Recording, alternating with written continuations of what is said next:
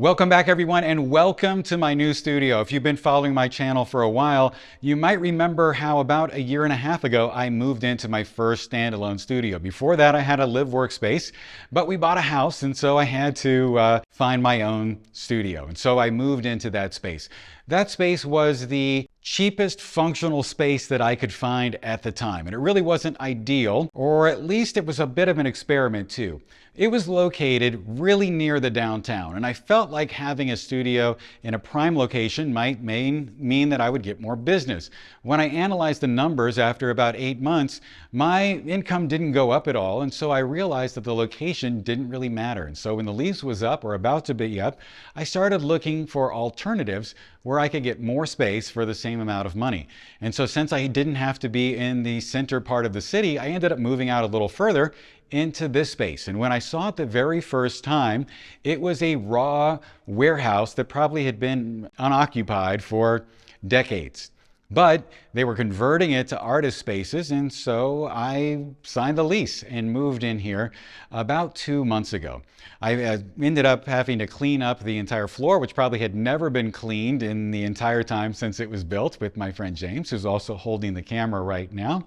And I also sealed the floor with him, which meant that it was no longer a raw concrete floor that was giving off a lot of dust, and it looked a little better and more refined. At least it would be easier to keep it clean. So starting the tour now, as you come in through the front door, you'll notice that I've got the changing area over here and my clothing rack. The changing area is just some drapes that I'm hanging from the ceiling off of a PVC pipe that's suspended to the pipes that are in the ceiling with a chain. And so up there I've also got a tennis ball that keeps them from slamming into the wall and scraping it, much like the tennis ball that I have at the end of this clothing rack, just so I can keep the wall from getting damaged. I didn't even know they had black tennis balls until I looked it up, but I found some on Amazon. In fact, I'll put a link to them in the description, and I'll put a link to all of the stuff in the description, vaguely in the order that you see it. So coming over here to the makeup station, or the hair and makeup station, I have this, I think they called it a vintage Hollywood style vanity or something like that. I've also got my Bluetooth speaker, my coffee maker, and my mini refrigerator to keep all the cool drinks for myself and my clients. Then up here I have some of my work, but I also have some artifacts or representative things that were gear that I used to have, let's say. So back in 1999, I bought my very first lights, and they were White Lightning 5000s. And I sold them a little bit after that, but I found one just like it a few months ago on eBay, and I bought it for about 50 bucks. So back then, the White Lightning 5000s were better than my speed lights because they plugged in the wall and they could hold an umbrella, and they recycled a little bit quicker. The bad part though was that they could only be used in full power, 2/3 power, or 1/3 power, and you could move them. But otherwise they were an upgrade over the speed lights. Of course, a few years later I got some real lights, if you will, and moved on. But this is at least where I started, so I like having them here to remind me just where I came from. And speaking of which, in 1998, I bought my very first digital camera, and it was just like this one, which I picked up a few months ago on eBay as well. So this is a Canon DCS-3. It's sort of the offspring of a partnership between Canon and Kodak. So Kodak built the digital part and Canon built the camera. This is an EOS 1 film camera with this digital thing on the bottom. It originally sold in 1995 for about $15,000, and when I bought it in 1998 used, it was $5,000. As you turn it around here, you'll see there is no LCD. It's just simply blank. So it was just like using film. You shot the pictures and you didn't know what you had until you got done with the shoot. And speaking of film, instead of film, there was a disc that went in here, and guess what? It was a laptop hard drive, actually, that you just could swap in and out. It didn't have a replaceable battery or a user swappable battery. It just had an internal one, which you charged right here. And you just hoped that you made it through your shoot without losing power. Back then I was a photojournalist, and the great thing about having a digital camera is I could go from taking a picture to having it distributed throughout the world in about 15 minutes.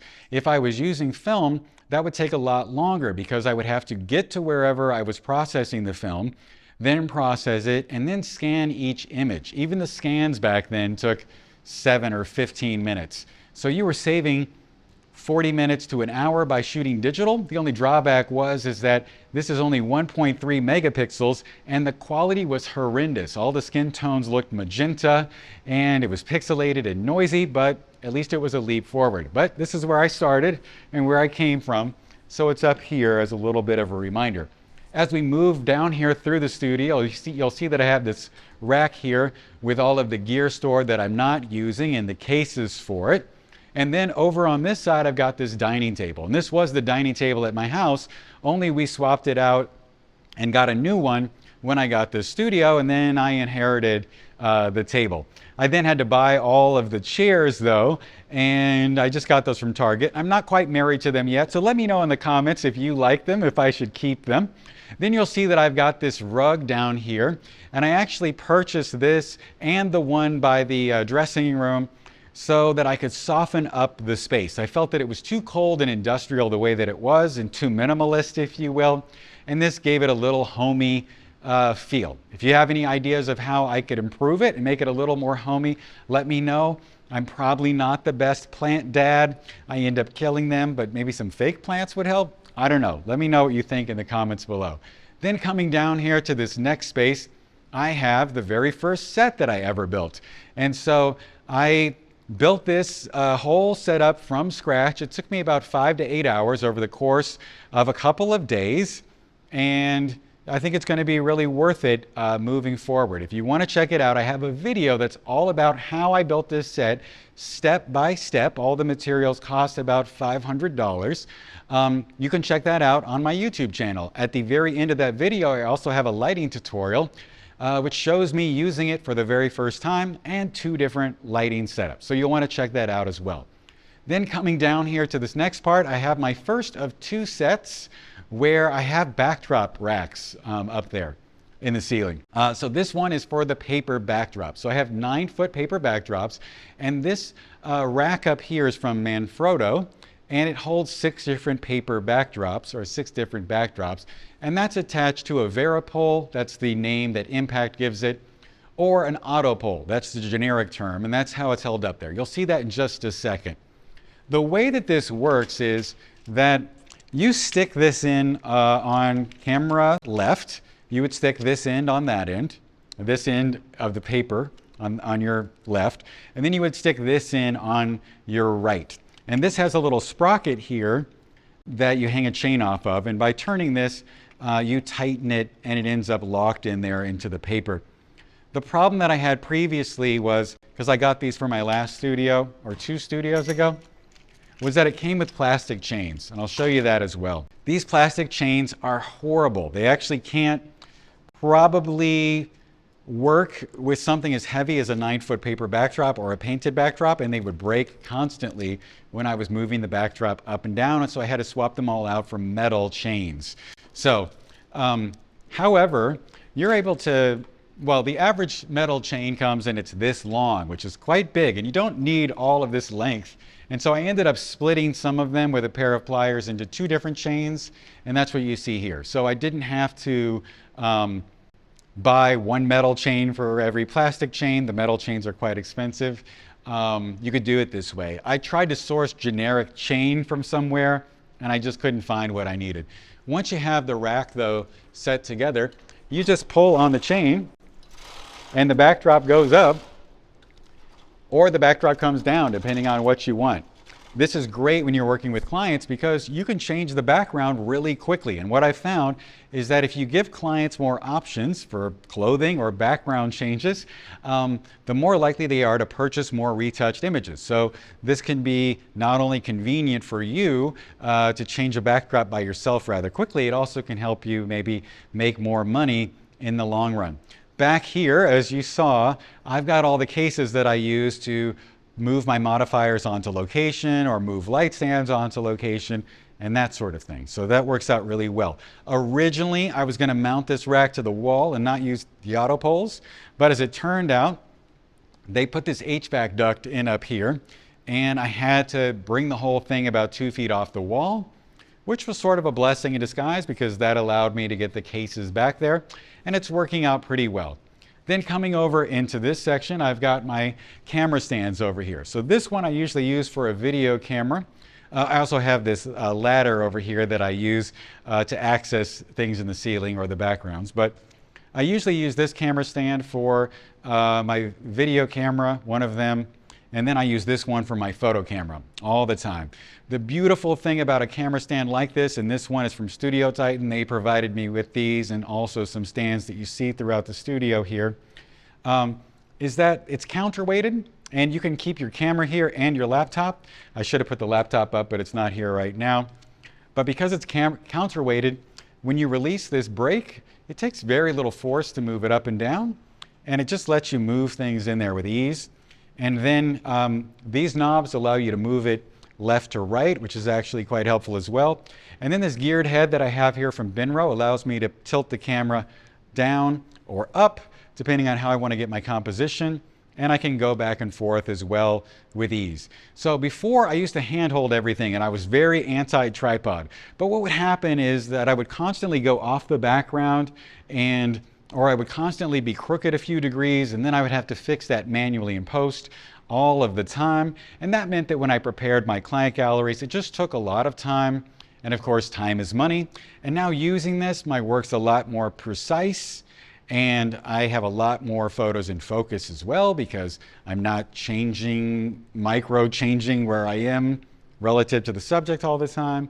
And it just really works out well. It's a joy to use because it's such a precise, nice tool. Then coming over here into this corner, I've got this setup and this monitor, and this is also from Studio Titan, this stand. I use this to record my YouTube videos. So I'll put the camera up here, I'll put the monitor down here, and I can live stream things down there with that switch that you see. But that's my general setup for that. I've also got this light here. This is from Nanlite. It's a Forza 500 in a 90 centimeter parabolic reflector. And softbox in that usually lights my face. And a lot of times I might be sitting here on this stool, which my husband got me for my birthday, I think, something like that. I also have some lights mounted in the ceiling that I use as my hair light when I'm sitting here, either with this backdrop in the background or the one that you're about to see down here. That just helps me do the recording a lot quicker and things go a lot smoother. So as you can see here, there are a lot of windows in the studio, which is great. Not because I like to use available light, as you know, but because I am a human and I like light. So being able to see out and what's going on and the weather and all of that stuff is great. But the very first time that I shot here, I could hardly see the monitor and judge what I was doing because the setting sun was blasting in here and I couldn't see anything. Of course, it's a winter day and it's very gray and cloudy and dark outside, so that's not a problem today. But if it were sunny, I would just use these Blackout drapes, which I got from Amazon. These actually are sold as Blackout drapes for a patio or sliding glass door. They're so big. I think the windows are about 14 feet in length, which is getting up there around 5 meters. So it's quite big, but they work out great. Then coming down here to this section, I've got these old movie lights that you often or in the past have seen me use as props. This is a Mole Richardson 407. That's a 1K light. This is a 412. That's a 2K light. These are tungsten fixtures and very hot. This is a 1K that somebody turned into a lamp, but they're just sitting here sort of, I guess, as another showpiece, if you will. Then coming down here to this corner, it's kind of a long way. So this studio is about 30 feet wide. That's about 9 meters by 50 feet long, which is about 17 meters in length. Hopefully I haven't done my math wrong, but it works out great. So these stands here are also from Studio Titan. These are rolling stands. And I've got a counterweight down here from Impact that's about 10 pounds. But I can move my lights up and down on this pistol grip, and it really works out well. And since I'm using the Elinchrom 5 and 1, those are battery-powered lights, that's what I'm using most of the time.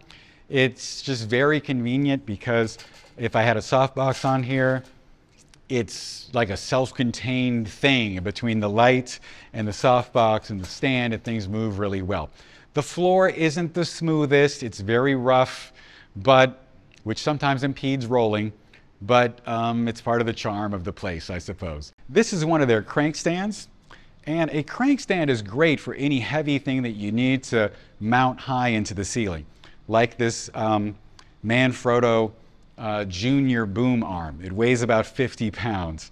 So all you end up doing is using the hand crank, and you can put the light up and down. And if I kept going, this would go all the way to the ceiling, and it doesn't take a lot of effort to do it. And for someone who just is recovering from a shoulder injury, hoisting something high over my head is a little scary. And so it really comes in handy, and I'm sure that there are a lot of people that have difficulty lifting this up too, and a crank stand is great for that, and Studio Titan has some great ones as well. So back here I have my painted backdrops in a box that I built for my last studio. And if you check out the studio tour for my last studio, you'll see how I built those myself. So this area I thought was going to be a little miniature set, but the problem is that I thought there was more room here between this pole and the wall than there is. At least there was on paper. Turns out it's really too small. And so the other thing is I didn't know that there was a copper pipe going up and down in the corner here. I didn't see it in my recon photos, if you will, when I came to look at the place before they built out the walls. And so that would have been in the way. So storing the backdrops there is great. And as I just sort of showed you, I have another background rack down at this end, and this is for the painted backdrops. And so behind it, I'm able to keep my V-flats and some other flooring and that sort of thing stored. So it really comes in kind of handy. You'll notice that down here, I have a rack for 3 backdrops, and that's pretty good. I can't put a 6-rack backdrop up here, a 6 backdrop holder up here, because the reason is that when you do that, you eliminate about this much of the backdrop that's in the back by having it hanging there in the backdrop rack system. And these backdrops are about 9 feet or about 3 meters tall, and cutting off that much is really not going to work, because what ends up happening is that you don't have enough height left over to shoot a full body portrait without getting the bottom backdrop in the shot. So that's why I only have a rack of 3 down at this end. And actually, if we look at it from the side, I put another 3 rack on the back side, oriented the other direction, but the backdrops are all pointed out here towards me where I'll be working. And that's going to allow me to get 6 backdrops up in this small space and be able to change between them rather quickly. Now, coming over here, the last thing I want to show you is this box that I keep for my modifiers and all the modifier cases and all the modifiers I'm not using. And then I also have these flags in here, or just these pieces of foam board that I can use to bounce back light, or some black ones to keep light from going in certain places. Anyway, guys, thank you so much for watching. If you have any questions or comments, just leave those below. And as always, stay safe, have a great day, and I'll talk to you soon.